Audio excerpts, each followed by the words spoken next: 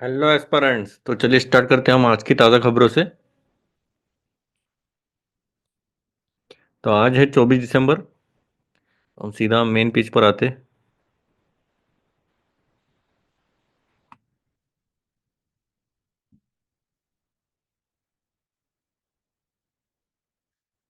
World wise taxation is just a sophisticated way of demanding money with menaces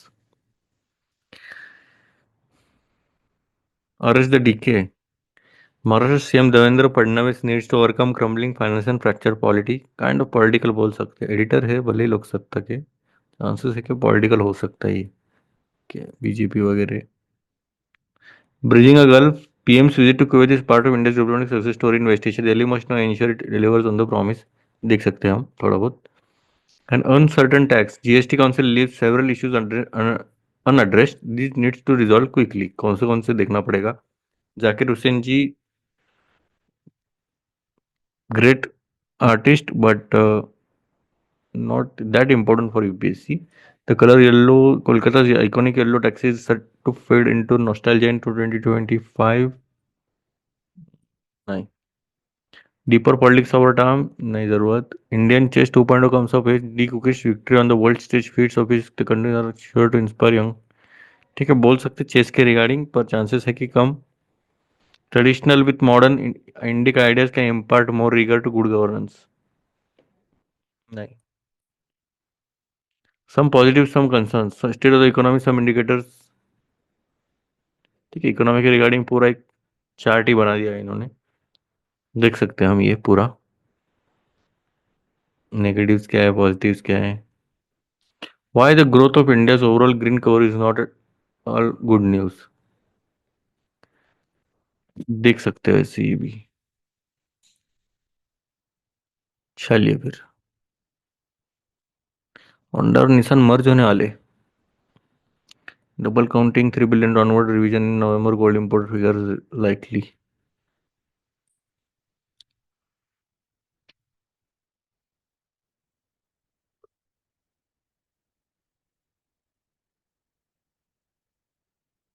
चलिए फिर कौन सा important है, ग्रीन कवर या स्टेट ऑफ इकोनॉमी देखते हैं। चलो, काफी बड़ा है ये, देखते हैं। सीधा हम इस पर ही आएंगे, ये थोड़ा क्रक्स में बोलते हैं तो देखेंगे अभी।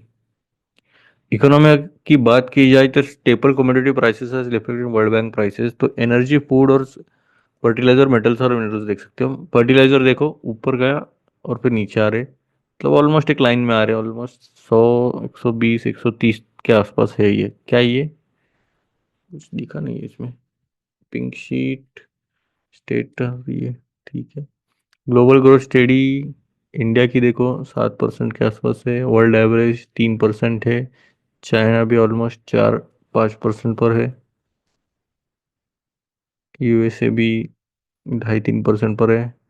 यूरोप तो कितना पॉइंट में ही जा रहा है, जापान तो भूल जाओ। Monetary policy tracking that mostly loosening. चलो ठीक है, देखते हैं अभी, डीप में देखते हैं।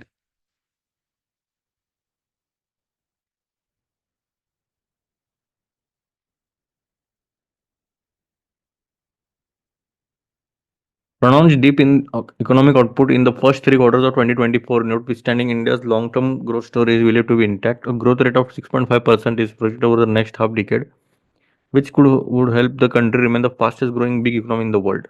तो अभी ऐसा अनुमान लगाया जा रहा है कि आगे के 5 सालों में, मतलब हाफ ऑफ द डिकेड बोला तो मतलब क्या, ऑब्वियसली 5 सालों में एक 6.5% का एवरेज ग्रोथ, जो कि सबसे ज्यादा है पूरे वर्ल्ड के मामले में, देख सकते हो आप।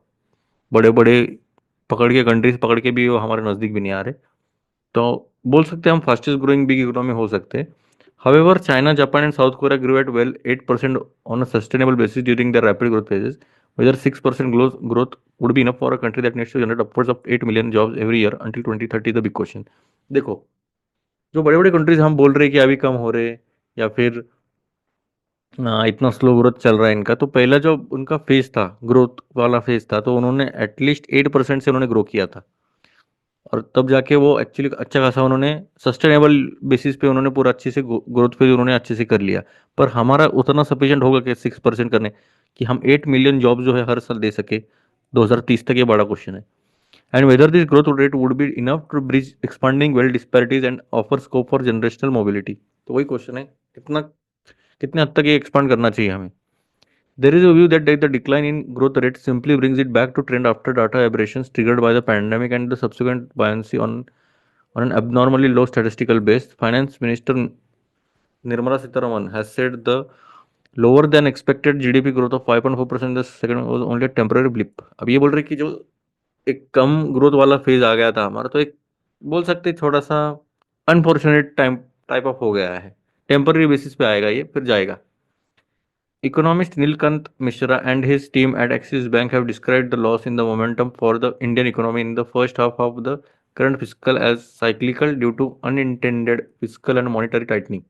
In October, Japanese brokerage Nomura had said that economy was in the phase of cyclical growth slowdown and described the Reserve Bank of India's estimate of 7.2% expansion as overly optimistic. अभी देखो ये अलग अलग लोगों ने क्या क्या बोला है, वो बोला है, वो इतना इंपॉर्टेंट नहीं है. अब देखते हैं हम पॉजिटिव्स क्या क्या हुए पूरे करंट पिक्चर में अभी इकोनॉमी की. गवर्नमेंट स्पेंडिंग की बात की जाए तो physical spending is already seen as rising after the dust of the elections are settled. The recent cut in the cash reserve ratio has freed up money kept by banks with RBI. The capex cycle seems to have restarted in some sectors, boosting capital formation, says Mishra, adding that this growth will be investment-led. Also, monetary easing is expected to support growth in the coming financial year. But the government will likely have to continue the heavy lifting. देखो अभी ये बोल रहे हैं कि जो spending है हमारा अभी इलेक्शंस के टाइम में थोड़ा सा कट शॉर्ट ही रखा था, पर जैसे ही इलेक्शन थोड़ा सेटल हो गया तो अभी सीआरआर जो है उसमें कट किया है. कट करने से क्या होता है, जो मनी फ्लो ज़्यादा बढ़ता है मार्केट में, तो उसकी वजह से थोड़ा सा कैपिटल फॉर्मेशन वगैरह बूस्ट मिला है. Economists also say that GDP shock of Q2 financial year 25, another set of decimal numbers are likely in Q3, merely signals a progressive normalization of the growth trajectory after the waning of the base effect of the pandemic when the economy shrank abnormally. That could partly explain the steady slide in growth, 8.6 to 7.8 to 6.7 to 5.4% in 2024. मतलब कम कम ही होते जा रहा है, steady slide हो रहा है. बोल सकते हैं कि थोड़ा ग्रोथ ट्रेजेक्टरी भी नॉर्मलाइजेशन के ऊपर आ रहा है, फिर से बूस्ट पकड़ेगा. It is not that we think that the second quarter slow down is purely data artifact and as more data comes in it will automatically be upgraded. The numbers will revised higher, or it could be a simple seasonal factor, or it could be something more fundamental as the ability of the state to spend what is budgeted.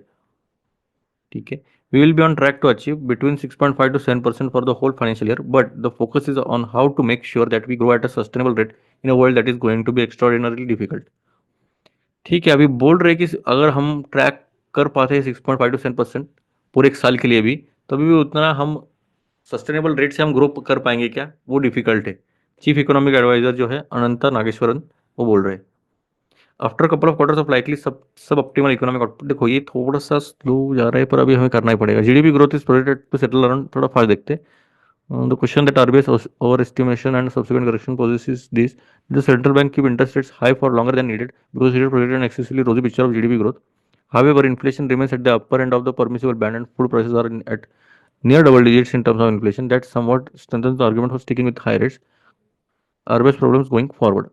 देखो अभी ये RBI के ऊपर बोल रहे कि इन्होंने high rate पर क्यों रखा है, तो उसकी वजह से जो है इन्फ्लेशन तो बढ़ते जा रहा है, पर ये हायर इंटरेस्ट रेट तो कुछ कम नहीं कर रहे, तो उनका एक प्रॉब्लम था बोल रहे अभी. Lower investment growth was largely due to public investments coming down. This could change in the second half of the fiscal and later. One indication is a surge in order backlog. अभी देखो investment की बात की जाए तो lower investment देखने मिल रहा था. लोअर इन्वेस्टमेंट क्यों हुआ है, तो जो पब्लिक इन्वेस्टमेंट है वो कम डाउन, मतलब वो नीचे आ गई थी, और सेकंड हाफ में ये बोल रहे कि ये बढ़ जाएगी. और एक इंडिकेशन ऐसा है कि जो बैकलॉग है कैपिटल गुड्स कंपनीज का, वो सजेस्ट कर रहा है कि investment activity is likely to grow going forward. तो ये बोल रहे हैं कि आगे जाके इन्वेस्टमेंट्स काफ़ी ज़्यादा हद तक बढ़ने वाली है. For instance in utilities of pivot from renewables back to thermal power, which accounted for the bulk of the capex between 2010 and 2015, could give impetus to industrial activity, given that virtually no thermal capacity has been added over 6 to 7 years. तो ये भी वही बोल रहे कि power की अगर बात की जाए तो रिन्यूएबल्स के बारे में, तो थर्मल पावर भी अभी तक अकाउंट में नहीं थी, तो अभी थर्मल पावर अगर आ गई तो अभी एक इम्पेटस मिलेगा इंडस्ट्रियल एक्टिविटीज़ को. Impetus in the sense boost मिलेगा या फिर पुश मिलेगा. According to Mishra, a relatively empty election calendar in the states in 2025 provides a window for reforms, but the appetite even for restarting pending reforms such as the labor codes appears diminished. Possible MSME recovery and two other dismal trends, analysts see a possible silver lining. अभी MSME की recovery हो रही है ऐसे बोल रहे. Corporate growth is slowing down, partly due to sliding consumption growth, but there could be an upside. Former chief statistician Pranab Sen said micro, small, and medium enterprises (MSME), which have been hit repeatedly by shocks as demonetization, implementation of GST, COVID-19, are perhaps getting back in business and competing with the corporate sector. देखो MSME का problem क्या होता है पता है क्या? पहले तो आया डिमोनेटाइजेशन 2016 में, फिर आया जीएसटी 2019-20 में, फिर आया 21 में, फिर आया कोविड 19 19 में, मतलब back to back I guess 18 में आया शायद, 16 18 19 2 साल लॉकडाउन, इसलिए जो बिजनेस है वो बहुत ज्यादा ठप होने लग गए थे। अभी देखो रिकवरी वाला फेज है, तो ये अभी कॉर्पोरेट सेक्टर जो है वो कम्पीट करने वाला है, मतलब एमएसएमई जो है वो कम्पीट करेगा कॉर्पोरेट सेक्टर से। अगर ये ग्रोथ पकड़ लिया ना तो हमें ऑलमोस्ट 9% ग्रोथ तक लेके जाएगा ये, अगर इतना ही सेक्टर खींच लिया तो। क्योंकि देखो इसमें क्या होता है पता है क्या, ज्यादातर तो जो मिडिल क्लास है या फिर जो लोअर मिडिल क्लास भी बोल सकते हैं, इवन थोड़ा बहुत हायर मिडिल क्लास भी, तो वो इसमें जॉब्स अपॉर्चुनिटी बहुत हाई स्केल पर बढ़ने वाली है। अगर ये बढ़ गया तो फिर इकोनॉमिक सर्कल पता है आपको, नहीं पता? अभी जॉब हो गया आपको मिले, ठीक है, जॉब मिल गया, मान लीजिए 10,000 का, आप खर्चा करोगे, ऑब्वियस सी बात है, मार्केट में कुछ भी खरीदी करोगे, कपड़े हो गए, जो भी एसेंशियल्स है उसमें खर्चा करोगे। इससे क्या होगा, मार्केट की डिमांड बढ़ेगी कि भाई ये खत्म हो रहे, इंडस्ट्रीज क्या बोलेंगे, इसको प्रोडक्शन चाहिए, इंडस्ट्रीज का प्रोडक्शन बढ़ेगा। अभी इसका इंडस्ट्री का प्रोडक्शन बढ़ा तो इसमें क्या बोलेंगे, हमें और आदमी चाहिए, इधर अपॉइंटमेंट, जॉब अपॉर्चुनिटीज बढ़ेगी। इधर से इन्वेस्टमेंट इन्होंने उठाया था, इसको इन्वेस्टमेंट और लगेगा, इधर से सेविंग्स किया तो ये इसमें डालेंगे, सेविंग्स वाले इसमें डालेंगे, देखो ये साइकिल चलते रहेगा, ठीक है। चलिए फिर, while more data are needed on this, two other signals suggest this possibility. One, there is consumption recovery in rural areas even as urban growth is flagging. अभी ये बोल रहे कि जो रूरल एरियाज जो है वो भी कंजम्पशन रिकवरी कर रहे, मतलब कंजम्पशन पे ज्यादा फोकस करने लग गए अभी धीरे धीरे, पहला पॉइंट। दूसरा पॉइंट है कि जो periodic labour force survey number बता रहा है कि इनकी जो सैलरी एम्प्लॉयमेंट है वो बढ़ने वाली है, इंप्रूवमेंट दिखा रहा है उसमें, क्योंकि increasing non casual jobs with MSME, देखो एमएसएमई के जॉब्स बढ़ने लग गए इसलिए सैलरी भी, एम्प्लॉयमेंट बढ़ने वाली है। And MSME rebound code mean the two branches of के शेप्ड रिकवरी कुड नैरो। के शेप्ड रिकवरी है, पहले एकदम नीचे था, एकदम कुछ कुछ लोग, क्या अभी प्रॉब्लम क्या था, कुछ कुछ सेक्टर है ना एकदम नीचे गए, कुछ कुछ सेक्टर एकदम बूस्ट किए, तो ये के शेप रिकवरी थी, और ये समझो ग्राफ है, ये माइनस में जा रहा है एक्चुअली, और ये पॉजिटिव में। तो अभी ये बोल रहे जो के शेप रिकवरी है ना वो नैरो डाउन हो गया, अभी ऐसे हो गई जाएगी, ऑलमोस्ट मीट करेगी बोल रही, जो कि अच्छी बात है। Labour data show another positive, female participation in the labour force is in increasing particularly in rural around 39%, 40 बोलो, with education level of post graduate above reported as working in compare to 34% financial 18 में की बात की जाए तो 34% ही था, अभी 40% हो गया, जो कि अच्छी बात है कि जो वुमेन है उनका पार्टिसिपेशन बढ़ रहा है लेबर फोर्स में। For women with higher secondary education level these numbers are 23 and 11%, ठीक है। ग्रोथ इन सर्विसेज की बात की जाए तो इंडिया सर्विसेज में surplus as a share of GDP, it a new high in October 2022 की पॉजिटिव। देखो अक्टूबर में हमने हिट किया है बहुत ज्यादा, आई गेस इसमें दिया रहेगा इनकम ट्रांसफर है, नहीं कंट्रीज ग्लोबल ग्रोथ, नहीं, अच्छा इन्होंने नहीं दिया इसमें, चलो कोई नहीं। अक्टूबर में बहुत ज्यादा मतलब हाईएस्ट हिट किया है हमने सर्विसेज के बारे में। On the structural drivers of India share gains in global services exports, Mishra and his team से the disaggregation aggregation of global service chain value chains, rapid increase in global cross-border telecom bandwidth, and the surge in remote working are adding to the demographic trend supporting the growth in India's services export to developed markets. तो overall बात की जाए ना तो इतने सारे changes की वजह से, एक तो है कि जो हमारा वैल्यू चेन है, वैल्यू चेन मतलब क्या है, पूरा चेन रहता है ना कि भाई ये प्रोडक्ट है तो इसको इधर तक लेके जाना है, प्रोडक्शन से लेके पूरा कंजम्पशन तक, जो जो वैल्यू चेन है वो डेवलप होने लग गया है। Global cross border telecom bandwidth बढ़ने बढ़ने लग गया है, रिमोट वर्किंग एरियाज में भी काफी हद तक फैसिलिटीज आने लग गई है, और एक्सपोर्ट्स भी डेवलप होने लग गए मार्केट में। In November, India services trade exports surpassed goods export as IT exports continued to register strong growth and amid weak goods demand in the West and higher shipping costs due to disruption in the Red Sea, according to official data. India's IT exports on a compositional basis appear vulnerable to new technologies such as AI. देखो हमारा जो भले ही disruptions आते रहेंगे, हमारे जो IT exports है फिर भी कंटिन्यू रहे, स्ट्रांग रहे, भले हमारा बिग गुड्स रहा, मतलब डिमांड भले ही कम रही वेस्ट में, या फिर शिपिंग कॉस्ट बढ़ा दिया क्योंकि रेड सी में डिसरप्शन आया, फिर भी हमारा जो एक्सपोर्ट है अच्छा खासा चल रहा है। पर एक और एक बड़ी समस्या आ रही है, क्योंकि एआई खतरनाक लेवल पर अभी चेंजेस लाने वाला है। नई टेक्नोलॉजी का थोड़ा सा डर है हमें, और देखते हैं अभी उसमें भी कुछ ना कुछ तो आ ही जाएगा इसमें। कोई नई टेक्नोलॉजी आती है ना, थोड़ा बहुत तो कंज्यूम करेगा ही ये, पर उसके अगेंस्ट थोड़े से अलग जॉब अपॉर्चुनिटीज खड़े हो जाएंगे। तो देखते क्या होता है। नेगेटिव्स क्या है? स्लगिश इन्वेस्टमेंट है। अभी ये बोल रहे कि इन्वेस्टमेंट उतने खास नहीं हो रहे।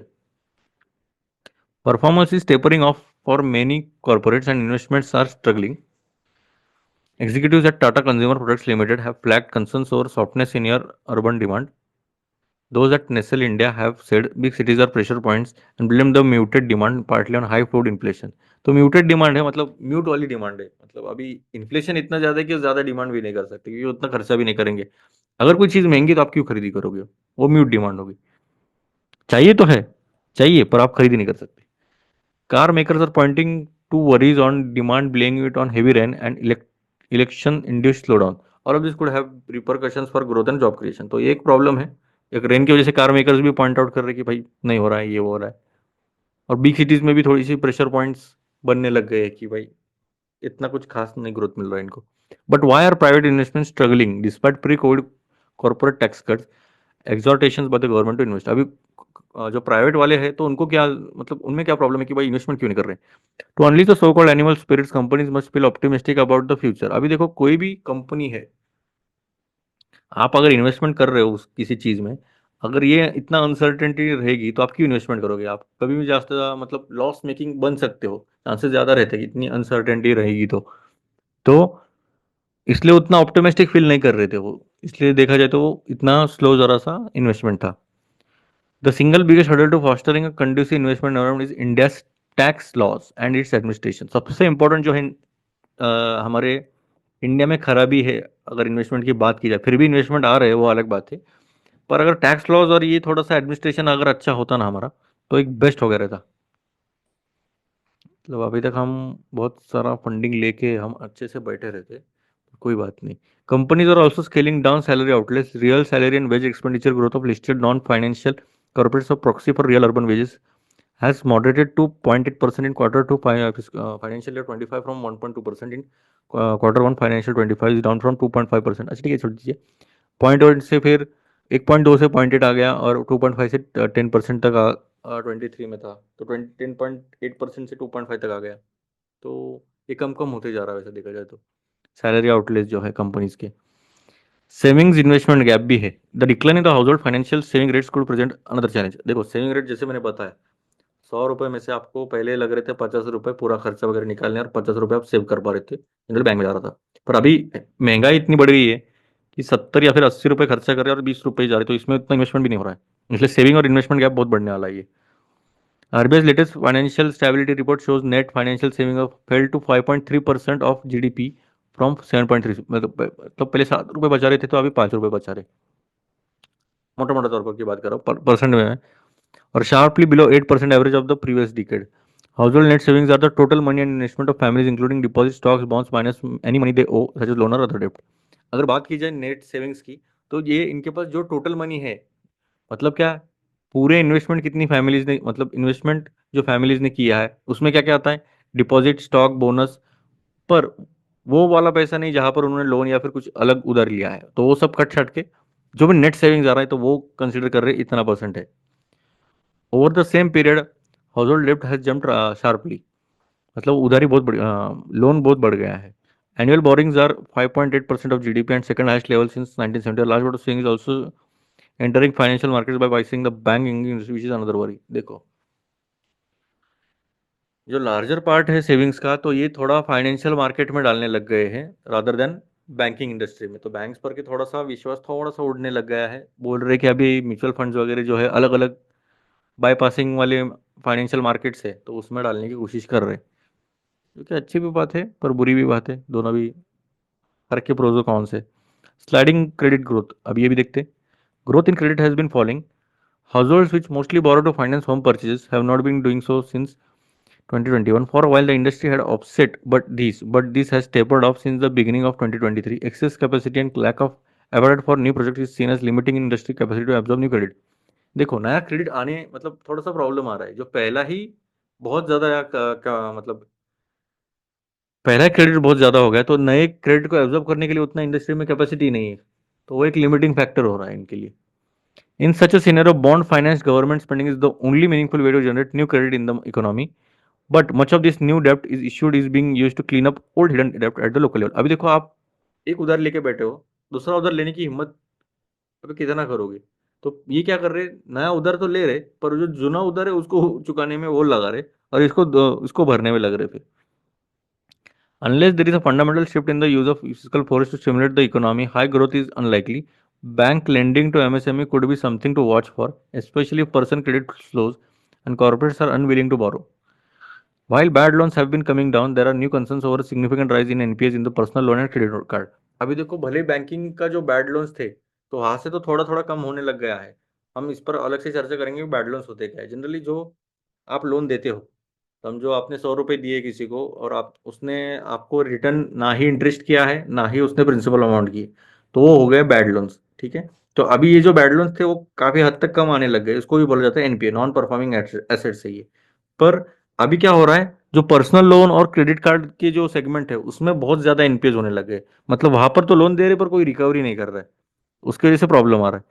पर ये दोनों जो टाइप से क्रेडिट के, ये अनसिक्योर्ड है और कैरी करते हैं हाई इंटरेस्ट रेट्स. तो ऑब्वियसली बात है, आप सिक्योरिटी भी नहीं ले रहे हो ज़्यादा क्योंकि पर्सनल लोन है, और प्लस आप हाई इंटरेस्ट रेट लगाते हो. बता रहेगा आपको, 15 से 16% लगाते हो पर्सनल लोन पर. तो समझ रहे हो. In November 2023 RBI had increased risk weight on the exposure of banks towards consumer credit, credit card receivables and non banking finance companies. Physical prudence देखते हैं अभी. At the center, fiscal consolidation has been a consistent theme of projected decline in fiscal deficit from 6.4% to 5.9% GDP. Will stabilize public debt around 83% of GDP, a promising indicator of a sustainability given India's growth outlook. अभी देखो, physical deficit आपको पता है कितना boring हमें करना पड़ता है. इन शॉर्ट, अगर हमें कितना उधार लेना है तो वो रहता है फिजिकल डेफिसिट. अभी प्रोजेक्टेड कर रहे हैं कि अभी पहले 6.4% था, मतलब पहले हमें ₹6.5 लग रहे थे बोरो करने के लिए, अभी 5.9 रुपये लग रहे हैं. तो समझ रहे हो, अभी ये आंकड़ा बहुत ज़्यादा बढ़ता है. अगर इतना कम कर रहे तो हम ऑलमोस्ट 83% जो जीडीपी है, जो पब्लिक डेट है, वो हम स्टेबलाइज कर रहे हैं. आप समझ रहे हो, फिर बहुत ज़्यादा होता है ये. But competitive loosening of purse strings by states poses a fiscal problem. The RBI flagged concerns over a sharp increase in expenditure by states on various subsidies, including farm loan waivers and cash transfer. देखो, भले ही ये थोड़ा बहुत कम हुआ है, पर अभी भी थोड़ा सा प्रॉब्लम्स है, क्योंकि आप जो खर्चा कर रहे हो ना, तो वो ज़्यादा कैपिटल एक्सपेंडिचर नहीं है, रेवेन्यू एक्सपेंडिचर बोल सकते हो. मतलब वो, भले आप, कैपिटल में क्या रहता है, कैपिटल फॉर्मेशन होता है. अभी आपने कुछ भी खोला, हॉस्पिटल, रोड वगैरह बनाया, तो इसका टैक्स वगैरह आएगा. हॉस्पिटल में आपको कुछ ना कुछ तो इंसेंटिव मिलेगा आगे जाके इन फ्यूचर आपकी, जो, या फिर स्कूल पकड़ लीजिए, स्कूल में अच्छे बच्चे सीखेंगे, ये हमारा आगे जाके एम्प्लॉयमेंट वगैरह जनरेट हो जाएगी, या फिर एम्प्लॉयमेंट करेंगे, ये इकोनॉमी को बूस्ट करेंगे. पर ये जो रहता है, ये रेवेन्यू एक्सपेंडिचर वाला, तो यहाँ पर आपने एक बार खर्चा कर दिया तो फिर से आपको इसमें से कुछ रिटर्न नहीं मिलेगा, एक बार गया सो गया. ठीक है. तो वैसा ही अभी ये हो रहा है कि आप ऐसे खर्चा कर रहे हो जहां पर हमारा फिजिकल प्रॉब्लम और बढ़ सकता है, जैसे स्टेट्स अभी कर रहे हैं. Axis Bank's India Outlook report said that 14 states would have some version of handout schemes aimed at about 134 million women, which is almost 20% of all women in India. These programs cost the government almost 1.9 lakh crore every year, about 0.6% of the country's GDP. अभी कुछ कुछ ऐसे handout schemes निकालते हैं जो almost 20% जो India को लाभ देते हैं, इसलिए उसको 2 लाख करोड़ का हर साल खर्चा होता है. तो ये ऑलमोस्ट 0.6% है हमारी जीडीपी का, जो ये नुकसान दे रहा है ये अभी फिलहाल तो. While these transfers have helped lower income families by giving them more money to spend, especially on food such as pulses, onion, tomatoes, supply of these items has not increased enough, which has caused food prices to rise. अभी देखो, इसका main problem क्या था, आपने पैसा तो दे दिया महिला बचत में, ठीक है, आप लड़की बहन में तो पैसा तो दे दिया, पर प्रॉब्लम क्या हो रहा है, आपने पैसा दिया पर जो मार्केट में जो फूड सप्लाई है वो बढ़ा क्या, उसके साथ नहीं बढ़ा. तो अभी इसका जो रेट है ऑब्वियसली बढ़ेगा, क्योंकि डिमांड बहुत ज़्यादा है. तो वही होने वाला है, फूड प्राइसेस बढ़ने ही वाले अगर आप पैसा दोगे. तो वो सब था मसला. चलिए फिर देखते हैं नेक्स्ट इसमें क्या है. अभी देखते हैं हम फॉरेस्ट का. Why the growth of India's overall green cover is not a good news. अभी ये थोड़ा प्रॉब्लमेटिक दिख रहा है हमारा फॉरेस्ट वाला पार्ट, वैसे भी प्रॉब्लमेटिक ही है. अभी क्या क्या प्रॉब्लम्स डिस्कस किए देखते हैं.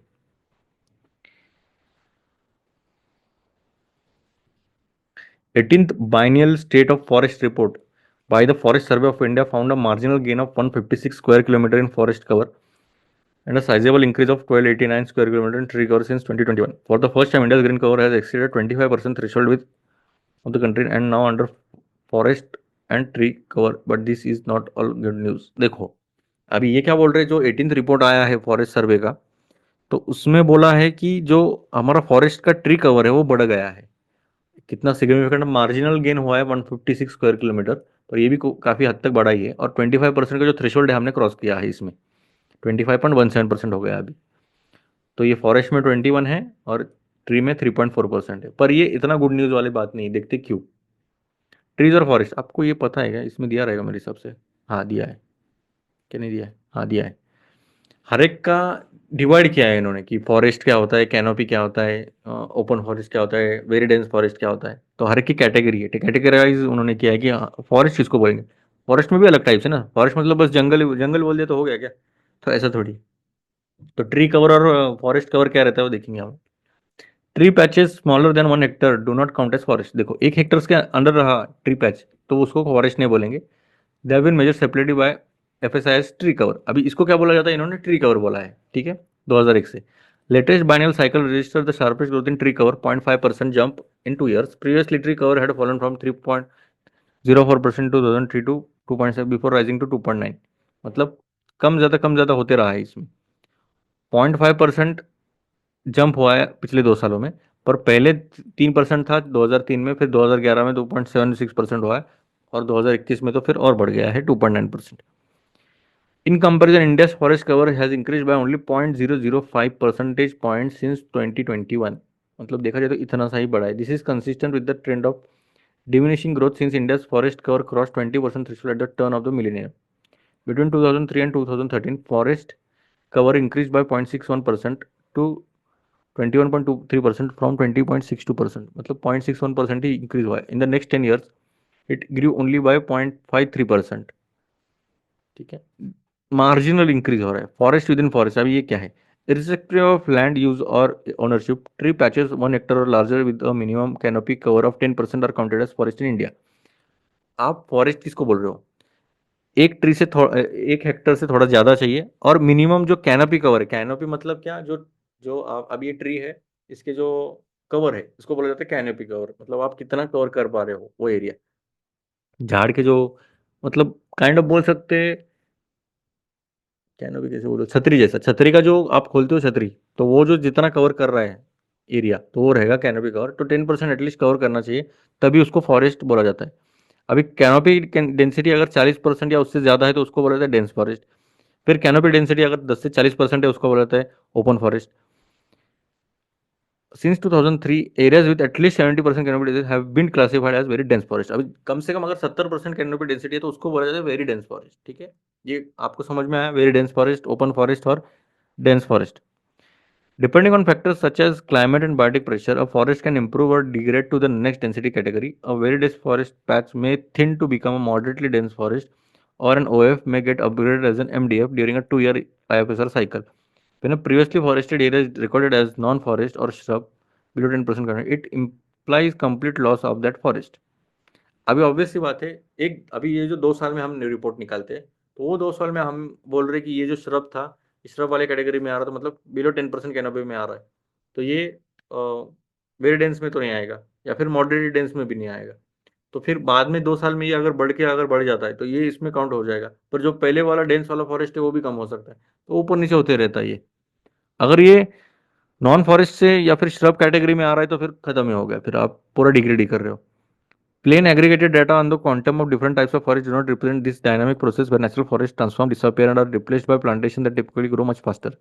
Since 2003, IFSR have made available data on this change matrix, which stitched together in indicates the broad trends over 2 decades। तो यही प्रॉब्लम है, देखो कुछ कुछ जो है वो इसको बोला था चेंज मैट्रिक्स। अभी कुछ भी चेंज हो रहा है ना, आप एक श्रब कभी फॉरेस्ट भी हो सकता है, या फिर जो फॉरेस्ट है वो कम भी हो सकता है, तो उसको कैसे ऐसे ट्रैक कैसे करोगे। फॉरेस्ट बैलेंस शीट देखते हैं। IFSR 2023 shows that 3913 square kilometer of dense forest and area larger than Goa disappeared in India between 2021 and 2023। अभी आप बोल रहे हो 4000 स्क्वायर किलोमीटर का डेंस फॉरेस्ट गायब हो गया है। This is consistent with the trend over the past 2 decades. 17,500 square kilometre का डेंस फॉरेस्ट था जो लॉस्ट हो गया 2013 से लेकर 23 तक, वाइल 7,000 स्क्वायर किलोमीटर जो है डिसअपियर हुआ है 2003 से लेकर 13 तक। Overall India has witnessed the complete destruction of 24,000 square kilometer, more than 6.3% or nearly half the size of Punjab of its dense forest since 2003। अगर बात की जाए तो लॉस काफ़ी हद तक ज़्यादा हुआ है। यहाँ पर देख सकते हो dense forest, moderately dense forest, open forest, shrub. और नॉन फॉरेस्ट किसको बोला जाता है? कोई कैनोपी नहीं है। The bulk of this loss has been offset by the rapid transformation of 15,530 square kilometer of non-forested or scanty forested land to dense or even very dense forest in successive 2-year window during 2003 to 23. These are plantations, say experts, because natural forests do not grow this fast. IFSR accounts for 11420 square kilometer plantation becoming dense forest since 2 साल में। इन्होंने देखो कुछ कुछ ऐसे plantations किए इन्होंने कि 2 साल में वो काफ़ी हद तक बड़े हो गए हैं, झाड़ टाइप में हो जाते, तो उस कैटेगरी में इन्होंने डाल दिया है जहाँ पर डेंस फॉरेस्ट बनने के चांसेस है। Reflecting a prevailing trend, areas under plantation as dense forest are expanding as the disappearance of dense forest become routine. अभी देखते हैं हम डेंस फॉरेस्ट का रूटीन देखते हैं हम। अभी इन्होंने बोला चार्ट देखो, चलो चार्ट देखते हैं फिर। वेरी डेंस फॉरेस्ट से नॉन फॉरेस्ट में जाने का 295 है। किस में नंबर, किस में ये नंबर किस में है? वो तो ठीक है, मे बी स्क्वायर किलोमीटर रहेगा। इतना स्क्वायर किलोमीटर कम हुआ है या फिर गया है? ये गया है 1200 सीधा। ये देखो 13 से लेके 23 में, ये 10 साल में तो 1200 गए, ऑलमोस्ट 6 टाइम्स हो गया ये तो। ये भी बढ़ते जा रहा है। 2003 से अगर बात की जाए 20 सालों में तो इतना हो रहा है। डिसअपेयर देखो 3,900, ये 7,000, 17,000, 24,000 टोटल। भाई साहब।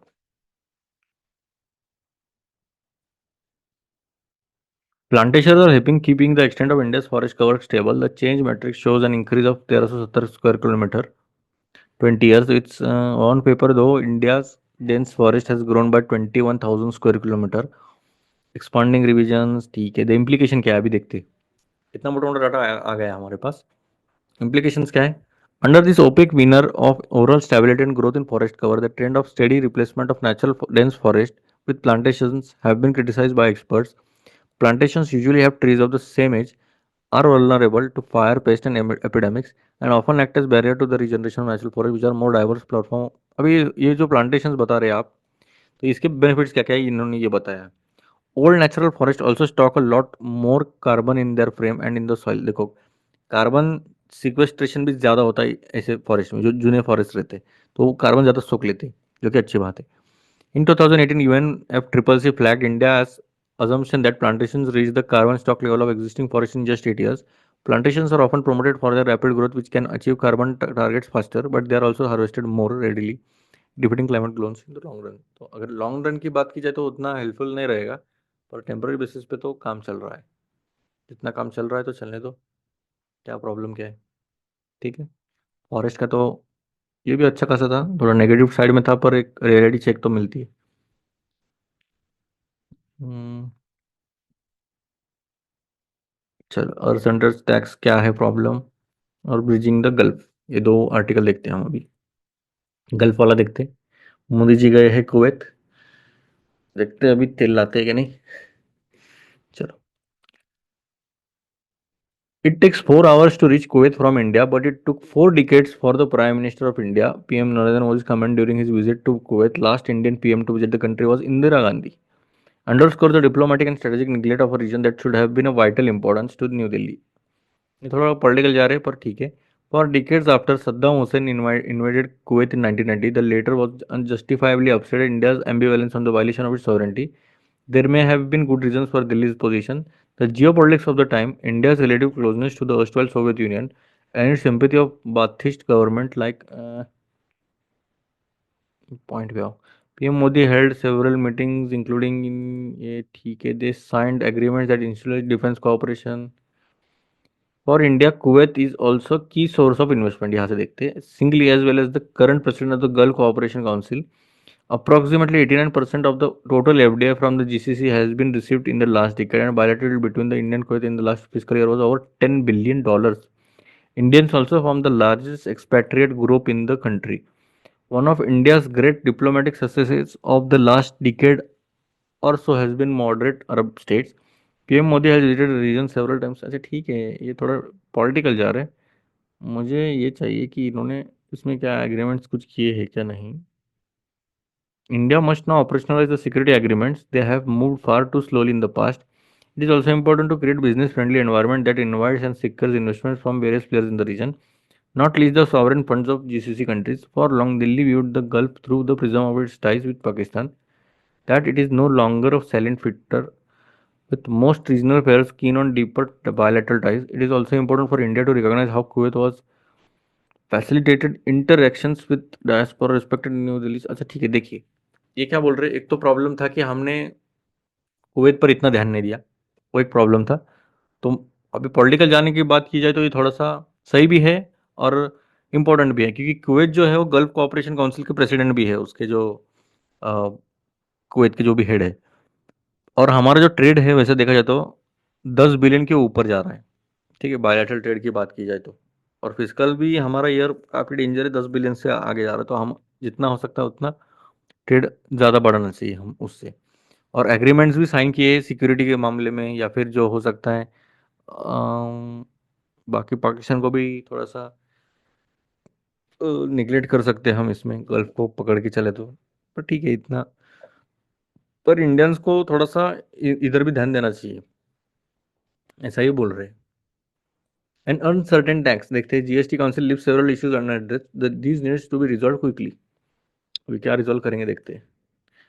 मेरे हिसाब से ये भी थोड़ा सा डाइसी है, क्योंकि last one, the need for undertaking rate rationalization to possibly include examining and not only the classification but also reduce the number of tax slabs and the issue of revenue neutrality in 45th meeting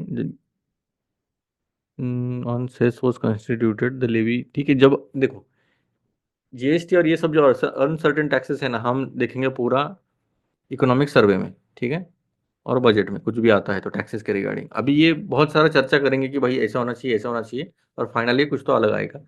इसलिए हम थोड़ा सा ये neglect ही करेंगे। जब हमें पूरी थाली मिलने वाली है तो हम एक एक इंग्रेडिएंट क्यों पकड़ के चले, है ना। पूरी थाली में से पटापट खा लेंगे।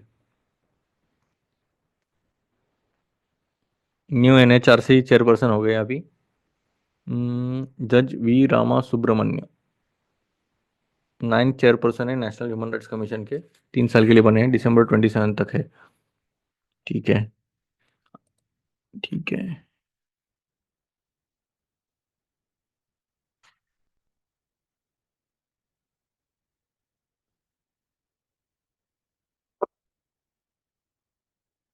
हॉब्स बस्ट यूपी गैंग, ठीक है, थोड़ा क्राइम रिलेटेड।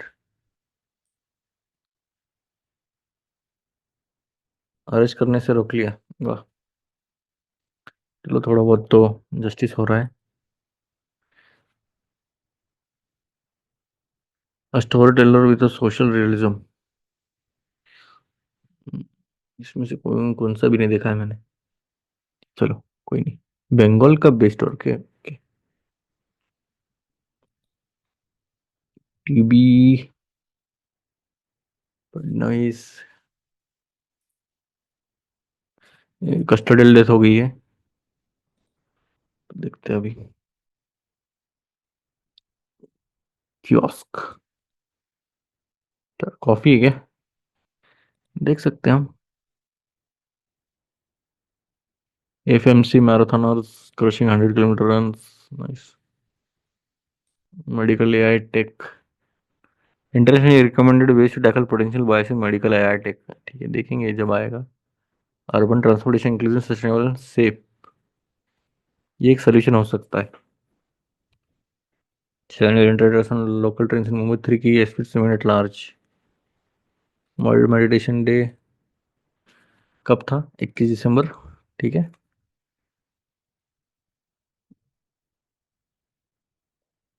ये ट्रक आया फुटपाथ पे सीधा, वर्कर जब सो रहे थे, वो डेंजर होता है।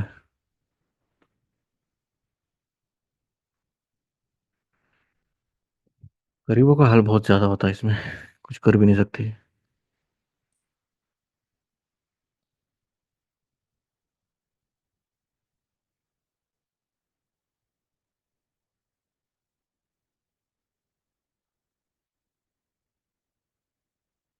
चलिए फिर मिलते हैं। उम्मीद है आपको ये लेक्चर अच्छा लगा रहेगा। तब तक के लिए जय हिंद।